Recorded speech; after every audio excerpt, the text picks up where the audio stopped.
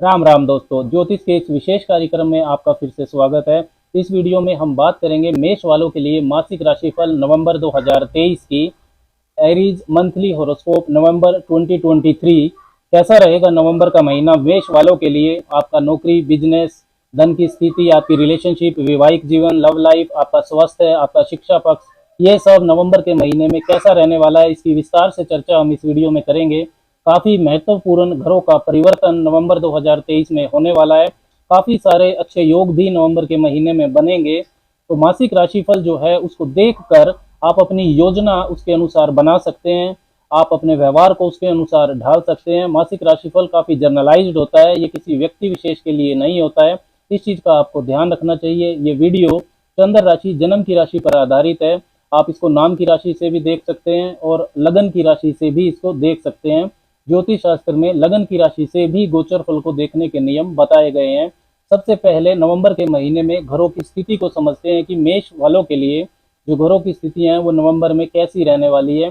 शनिदेव आपके 11वें भाव में चल ही रहे हैं, काफी समय से चल रहे हैं कुंभ राशि में, अपनी मूल त्रिकोण राशि में। लेकिन महत्वपूर्ण यह है कि वो 4 नवंबर को मार्गी हो जाएंगे, अपनी सीधी गति से चलेंगे। तो ये काफी महत्वपूर्ण बदलाव है जो नवंबर के महीने में होगा। बृहस्पति वक्री चल रहे हैं आपके पहले भाव में। वो चंडाल दोष से 30 अक्टूबर को ही मुक्त हो चुके थे। अब बृहस्पति अपनी पूरी ताकत से आपके भाग्य के स्वामी हैं, आपको अच्छा फल देने के लिए तैयार हैं। आपके पहले भाव में रहेंगे, राहु रहेंगे 12वें भाव में और केतु रहेंगे आपके छठे भाव में। सूर्य आपके 16 नवंबर तक वो तुला राशि में रहेंगे, नीच के आपके सप्तम भाव में। और उसके बाद फिर वो वृश्चिक राशि आपके अष्टम भाव में चले जाएंगे। मंगल और सूर्य की युति इस महीने रहने वाली है। 16 नवंबर तक मंगल भी तुला में ही रहेंगे आपके सप्तम भाव में और फिर वो अपनी सब राशि वृश्चिक राशि में अष्टम भाव में चले जाएंगे। बुध इस महीने 3 राशियों में भ्रमण करेंगे। 1 से 6 तारीख तक वो सूर्य और मंगल के साथ ही रहेंगे आपके सप्तम भाव में तुला राशि में। और 6 नवंबर से 27 नवंबर के बीच में वो अष्टम भाव में चले जाएंगे वृश्चिक राशि में। और उसके बाद वो धनु राशि में चले जाएंगे 27 नवंबर को आपके भाग्य भाव में।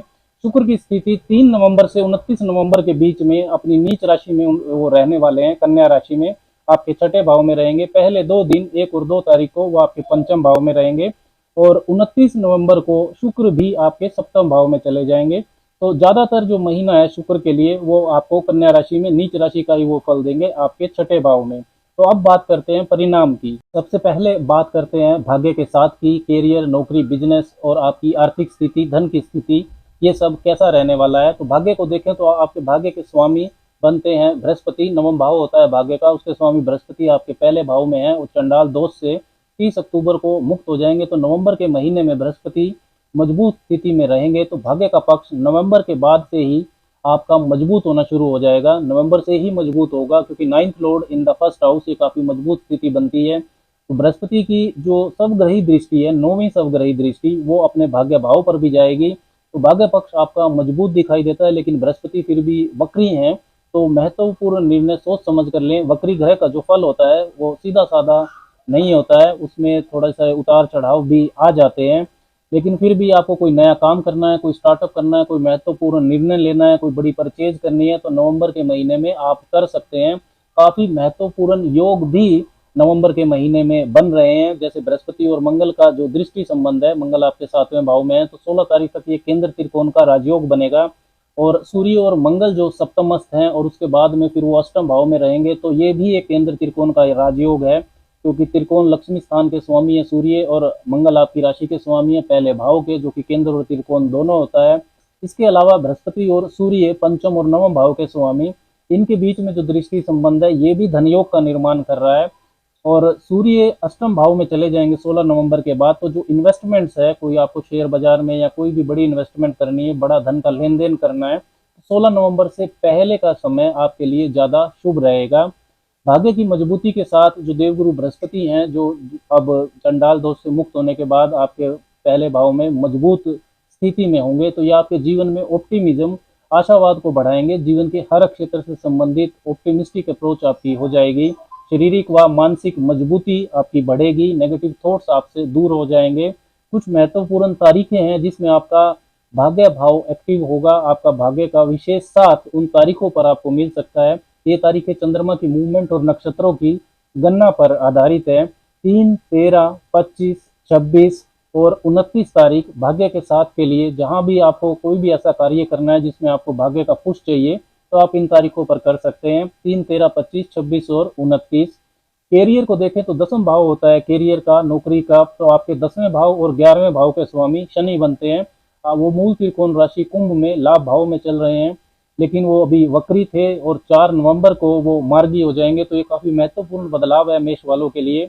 16 नवंबर तक जो आपके पहले भाव के स्वामी है, राशि के स्वामी मंगल, वो सप्तम भाव में रहेंगे, तो उनकी जो चौथी उच्च की दृष्टि है वो आपके 10वें भाव पर रहेगी, कैरियर के भाव पर।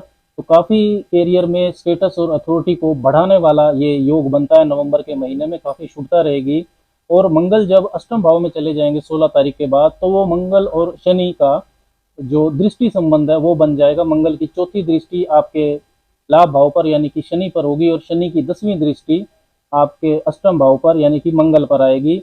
तो ये भी एक कैरियर के लिहाज से काफी मजबूत योग है। कैरियर में स्टेटस और अथॉरिटी आपकी नवंबर में बढ़ने वाली है, मेहनत का फल आपको मिलेगा। वर्क पॉलिटिक्स अगर परेशान कर रही थी तो वो समस्या आपकी हल हो जाएगी। रुकी हुई प्रमोशन आपको मिल सकती है, अगर प्रमोशन के मामले में कोई रुकावट आ रही थी तो प्रॉफिट आपका बढ़ेगा, टारगेट आप पूरा कर पाएंगे। पिता के साथ संबंध और सहयोग में भी शुभता बढ़ने वाली है। सीनियर्स और कोवर्कर्स का साथ और सहयोग आपको मिलेगा। लोहा, तेल, पेट्रोल, वाहन के अलावा जो बिल्डिंग मटेरियल है, माइनिंग का काम है, एमएनसी कंपनी में नौकरी करना है, ये सब में बेहतर परिस्थितियां मेष वालों को मिलेगी अगर आप इन फील्ड से जुड़े हुए हैं तो।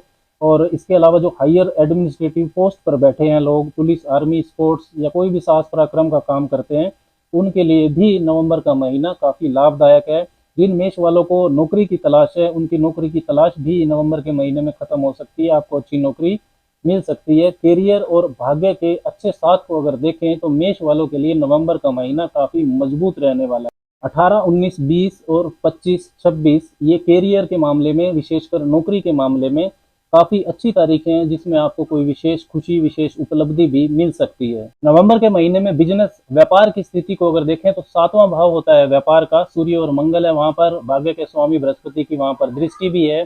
सूर्य का नीच भंग भी हो रहा है मंगल के साथ की वजह से, धन योग भी बन रहा है बृहस्पति और सूर्य का, तो व्यापार से लाभ आपको होता हुआ दिखाई दे रहा है नवंबर में। डेली इनकम भी आपकी बढ़ेगी। 16 नवंबर तक काफी अच्छा समय है जब ये योग रहेंगे। उसके बाद सूर्य और मंगल आपके सप्तम भाव से निकल जाएंगे, लेकिन बुध जो कि व्यापार के कारक हैं वो अष्टम भाव में रहेंगे। इसके साथ ही जो आपके 7वें भाव के स्वामी हैं शुक्र, वो नीच राशि में रहेंगे, 6ठे भाव में केतु के साथ रहेंगे, जो कि लगन से 6ठा भाव है, लेकिन वो 7वें भाव का 12वां भी है। 6th house is 12th of 7th, तो ये काफी अशुभ स्थिति बनती है। आय से ज्यादा खर्चे को ये दिखाता है। व्यापारिक जो मैनेजमेंट है उसकी समस्या रहेगी नवंबर के महीने में। देखिए, कोई भी जो भाव का स्वामी होता है, हाउस लॉर्ड, वो भाव की जो चीजें होती है उनके रख रखाव के लिए, मैनेजमेंट के लिए जिम्मेदार होता है। शुक्र नीच है तो व्यापार में धन आपका फंस सकता है, पार्टनरशिप में मतभेद आपके बढ़ सकते हैं नवंबर के महीने में। टेंशन और चिंता भी रहेगी फायदे के साथ साथ। सूर्य और मंगल की युति क्रोध भी बढ़ाएगी, खर्चे आपके ज्यादा होने वाले हैं। व्यापार के लिए ओवरऑल जो नवंबर का महीना है वो इनकमिंग तो दिखा रहा है, लाभ तो दिखा रहा है, लेकिन फिर भी रिस्क आपको बहुत सावधानी से लेना चाहिए।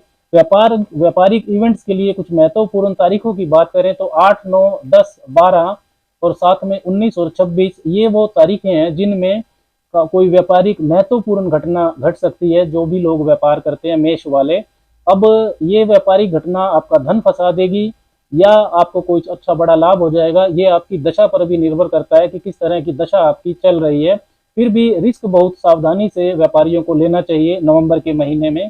धन की स्थिति, आर्थिक पक्ष को देखें तो दूसरा भाव होता है बचत का और 11वां भाव होता है इनकमिंग ऑफ वेल्थ का, यानी कि आपकी आय के स्रोत की जानकारी देता है। तो 11वां भाव आपका मजबूत है, 11वें भाव के स्वामी 11वें भाव में ही है। साथ ही में दूसरे भाव पर काफी सारे ग्रहों की दृष्टियां नवंबर के महीने में रहने वाली है। पहले भाव के आपके जो स्वामी हैं, राशि के स्वामी मंगल, उनकी पूरा महीना दूसरे भाव पर दृष्टि रहेगी। जब वो 7वें भाव में होंगे तो 8वीं दृष्टि, और जब अष्टम भाव में होंगे तो 7वीं दृष्टि। तो 16 नवंबर से जो आपके 5वें भाव के स्वामी है सूर्य, लक्ष्मी स्थान के स्वामी, वो भी जब अष्टम भाव में आएंगे तो वो दूसरे भाव को देखेंगे, उनकी भी दृष्टि रहेगी। बुध की दृष्टि भी रहने वाली है। तो 16 नवंबर तक का जो समय है ये विशेष धन प्राप्ति का समय आपके लिए है। इनकमिंग ऑफ मनी आपके लिए अच्छा है, पहले से फंसा हुआ धन भी आपका 16 नवंबर से पहले निकल सकता है।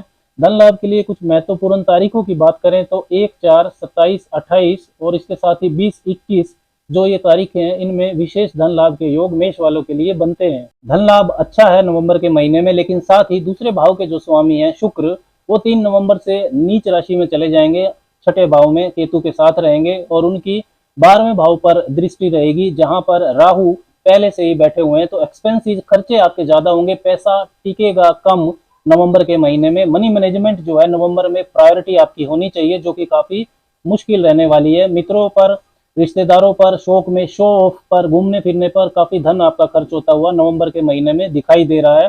साथ ही शुक्र अगर नीच है तो जो शुक्र के कारकत्व के व्यवसाय हैं, ग्लैमर, सिनेमा, हॉस्पिटैलिटी का sector, garments, photography, flowers, perfumes, wedding, इन सब से जो मेष वाले जुड़े हुए हैं उनका धन भी फंस सकता है। उनको काफी सावधानी रखने की जरूरत है। गलत इन्वेस्टमेंट से भी धन का नुकसान आपका हो सकता है।